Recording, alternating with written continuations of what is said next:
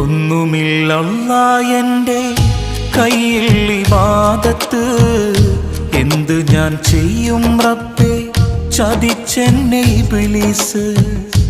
ഓർക്കുവാൻ വയ്യ റഹീമേ നിന്റെ അദാബ്, ഈ തൗബ സ്വീകരിച്ച് എന്നെ നീ നന്നാക്ക്, ജഹന്നമിൻ വിറകാക്കല്ലേ അല്ലാ.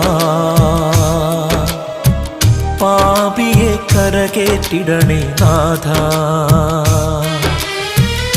ജന്നത്ത് നൽകുമോ ഓശാരമായല്ലാ.